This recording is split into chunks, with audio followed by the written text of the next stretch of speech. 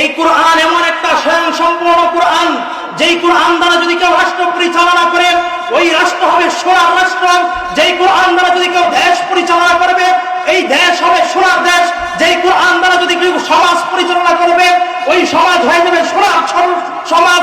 যেই কোরআন দ্বারা যদি কেউ দুনিয়া পরিচালনা করে ওই সমাজ হয়ে যাবে, ওই দেশ হয়ে যাবে দুনিয়ার মধ্যে সবচেয়ে শ্রেষ্ঠ দেশ। কথা বলেন ঠিক কিনা? মুহতারাম হাজরিন, আমাদের দেশের মধ্যে একটা দল আছে যে এই কোরআনকে অক্ষম করে দেওয়ার জন্য, এই কোরআনের যারা কথা বলেন তাদের জিভকে টেনে ছিঁড়ে ফেলার জন্য, তাদের ত্রুটি আটকে দেওয়ার জন্য, এই কোরআনকে অক্ষম করে দেওয়ার জন্য তারা সব সময় চেষ্টা করে। কথা বলেন ঠিক কিনা?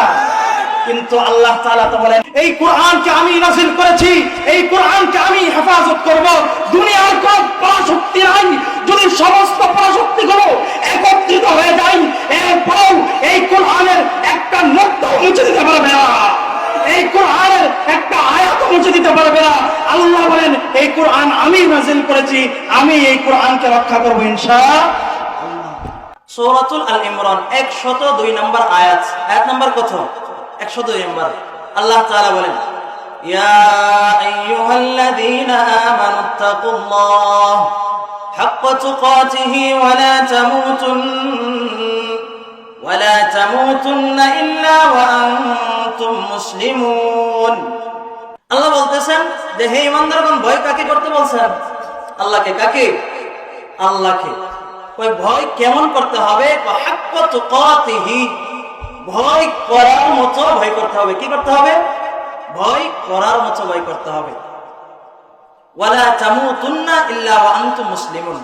আল্লাহ বলেন তোমরা কেউই মৃত্যুবরণ করো না। কি করো না? মরো না। তবে মুসলিম না হয়ে কেউ মারা যাবে না। তবে মুসলিম হয়ে প্রকৃত মুমিন, মুসলিম আই মুমিন, অর্থাৎ প্রকৃত মুমিন হয়েই কবরে যেতে হবে। কি করতে হবে? আচ্ছা বলেন তো, আমি যেই আয়াতটা পড়েছি এটা কার কথা?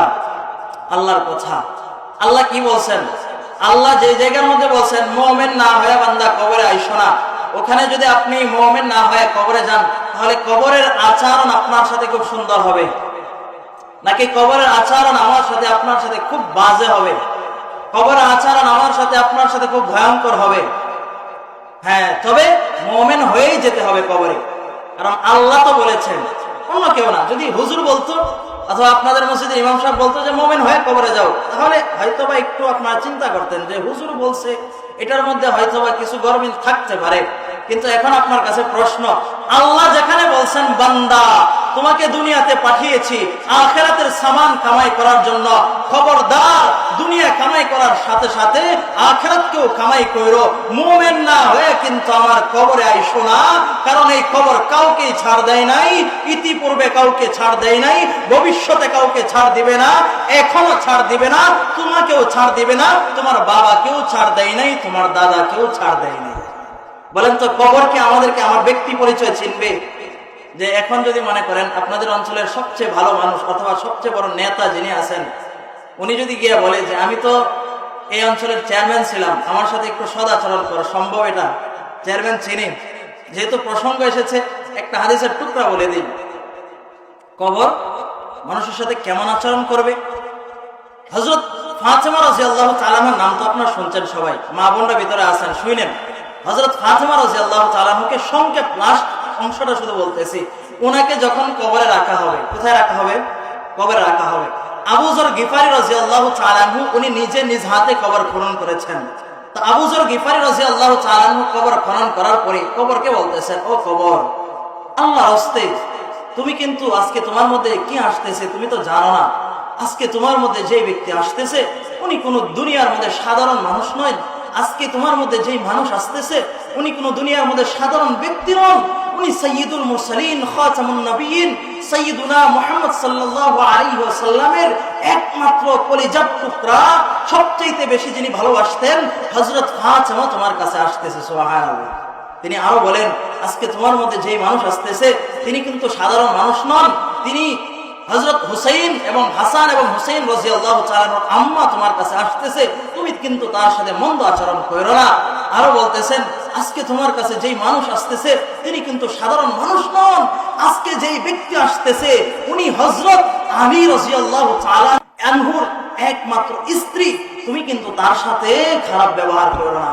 এবার কবর আল্লাহর কাছে বলে, আল্লাহ, হযরত আবু যর গিফারি বেশি বলতেছে, আপনি আমার জবানকে খুলে দেন। বলেন না সুবহানাল্লাহ। এবার কবরের জবান আল্লাহ খুলে দিলেন। কবর এবার আবু যর গিফারিকে ডাক দিয়ে বলে, ও কবর, ও আবু যর গিফারি, শোনো, আমি এমন কবর, আমি হযরত মুহাম্মদ মুস্তাফা সাল্লাল্লাহু আলাইহি ওয়াসাল্লামের মেয়েকে আমি চিনি না। আমি হযরত হাসান এবং হুসাইনের মেয়েকে এবং হাসান এবং হুসাইনের মাকে আমি চিনি না। আমি হযরত আলী রাদিয়াল্লাহু তাআলা আনহুর স্ত্রীকে আমি চিনি না। শোনো আবু যর, আমার কাছে যেই ব্যক্তি ভালো আমল নিয়ে আসবে, যেই ব্যক্তি আমার কাছে মুমিন হয়ে আসবে, যেই ব্যক্তি আমার কাছে বদ আমল নিয়ে আসবে, তার সাথে আমি মন্দ আচরণ করব। আর যেই ব্যক্তি আমার সাথে ভালো আচরণ নিয়ে আসবে, ভালো আমল নিয়ে আসবে, আমি শুধু তার সাথে ভালো আচরণ করতে সক্ষম। তাহলে আপনাদের কাছে প্রশ্ন, হাসান এবং হুসাইনের মার চাইতে, হাসান এবং হুসাইনের মা আম্মাজানের চাইতে, হযরত আলী রাদিয়াল্লাহু তাআলা আনহুর স্ত্রীর চাইতে এবং হযরত নবী করিম সাল্লাল্লাহু আলাইহি ওয়াসাল্লামের মেয়ের চাইতে দাম আমাদের বেশি বেশি। কল্পনা করতে পারবেন সাহাবীদের দাম কত ছিল? ওইদিকে যাচ্ছি না, তবে এতটুকু শোনেন, তাদের পায়ের যে ধুলি ছিল, ওই ধুলি শুধু পায়ের না, ঘোড়ার খুরের যেই ধুলি ছিল, ওই ধুলি সমানও বর্তমান জমানার সবচেয়ে বড় আলেম যিনি সবচেয়ে বড় পরহেজগার, যিনি সবচেয়ে বড় আল্লাহর ওলি, তিনিও হওয়া সম্ভব না। তাহলে তার চাইতে তো দাম আমাদের বেশি না নাকি? এবার আসেন, এতটুকু তো বুঝছেন আমার কথা। তো আল্লাহ কি বলছেন? কবরের মধ্যে মুসলিম না হয়ে কিন্তু কবরে যেও না, মুমিন না হয়ে কিন্তু কি করো না, কবরে যেও না। এখন আপনাদের কাছে প্রশ্ন হতে পারে, হুজুর, আমরা তো কোরআন হাদিস তেমন বুঝি না। অনেকেই বুঝি, আবার অনেকেই বুঝি না। অধিকাংশ মানুষই তো না বুঝার মানুষ, না বুঝি আমরা বুঝি না। অধিকাংশ মানুষ এই কোরআন সম্পর্কে অজ্ঞ। তা আমরা মুমিন হব কেমনে? এটা দরকার আছে না জানার। মুমিন কেমনে হব? এই মুমিন কয়টা গুণ থাকবে, কয়টা সিফত থাকলে আপনার মধ্যে, কয়টা গুণ থাকলে আপনি মুমিন হতে পারবেন? এই আয়াত, আমি যে আয়াত তেলাওয়াত করেছি খুতবার মধ্যে, এখানে আল্লাহ তাআলা সুন্দর করে আল্লাহ বর্ণনা করেছেন। সুবহানাল্লাহ। আল্লাহ তাআলা এই আয়াতের মধ্যে সূরাতুল আনআমের 2 থেকে 4 নম্বর আয়াতের মধ্যে আল্লাহ মুমিনের 5টা গুণ বলেছেন। কয়টা গুণ? 5টা গুণ। কয়টা গুণ বলেন না? বয়ান তো বহু শোনেন, বহু শুনবেন এবং শুনবেন, শুনছেন, আরো শুনবেন। তবে নিয়ে যাওয়ার মতো কিছু খোরাক তো দরকার নাকি? হ্যাঁ, একটু নিয়ে যাওয়ার চেষ্টা করেন। বয়ান অনেক শুনবেন। আমরা বর্তমানে বয়ানের মাহফিলগুলোর অবস্থা কি? আমরা গিয়ে দেখি যে বক্তার সুর কিরকম। সুর ভালো তো আমরা বসি না, হয় কি বসতে চাই না। অথচ অনেক মানুষ আছেন, অনেক যোগ্য আয়সা আপনাকে সুন্দর করে বোঝানোর চেষ্টা করবে, কিন্তু আমরা এটা ভালো লাগে না। কথাবার্তা শুনতে কে লাগে না? ভালো লাগে না।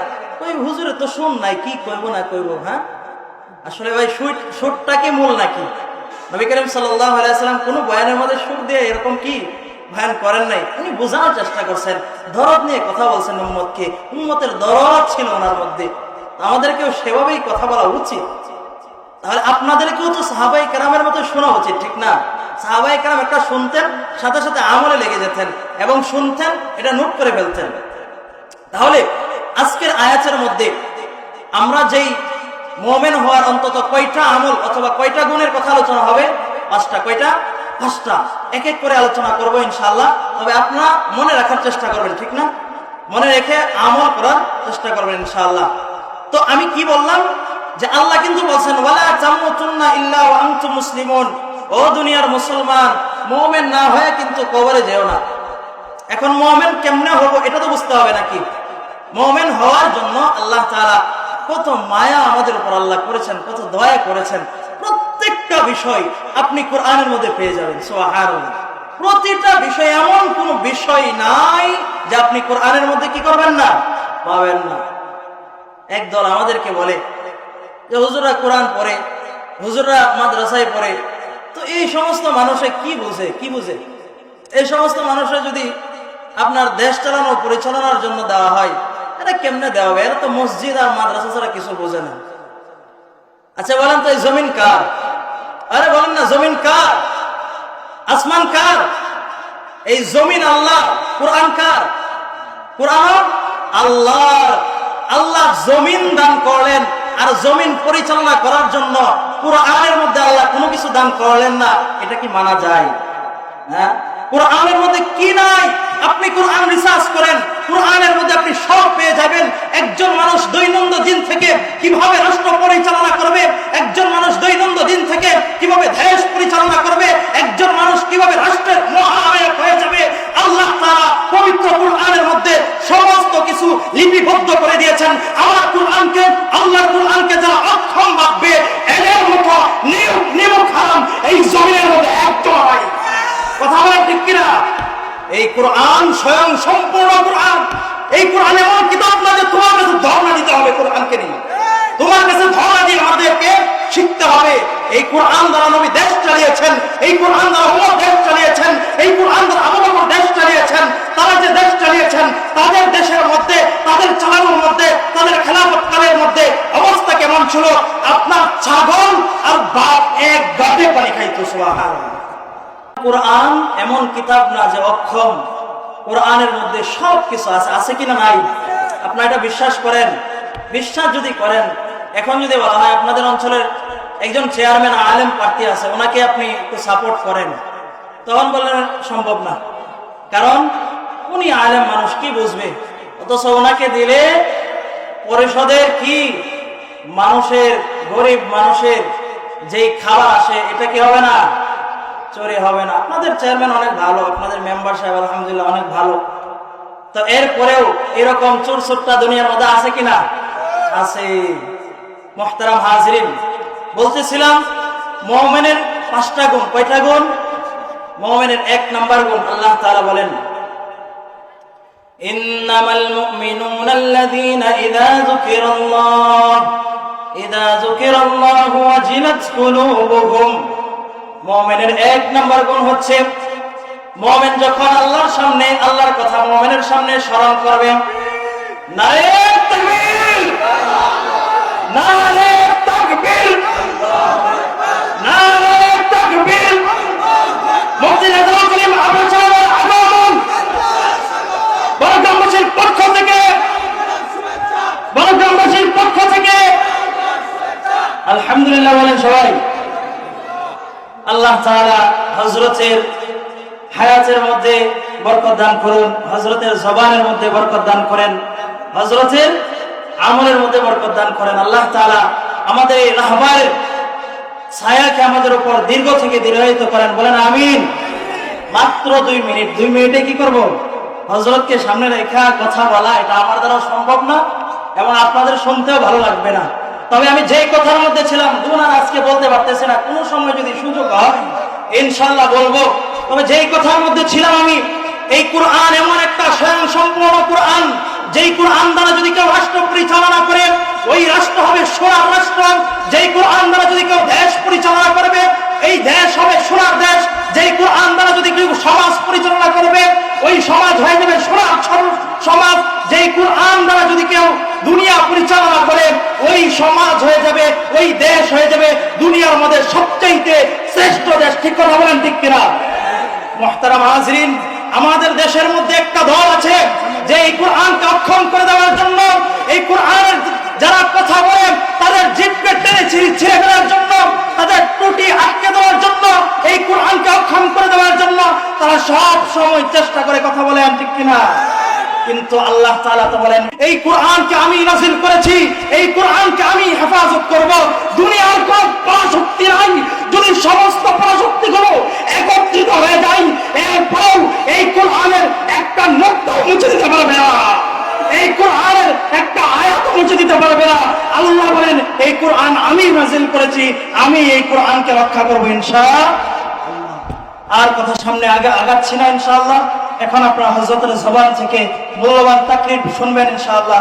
আপনাদেরকে ঠিক মতো তাকরীর শোনার পরে হযরতের জবান থেকে কিছু নিয়ে যাওয়ার তৌফিক দান করুন, বলেন আমিন। ওয়া আখিরি দাওয়ানা আলহামদুলিল্লাহি রাব্বিল আলামিন। আসসালামু আলাইকুম ওয়া রাহমাতুল্লাহ।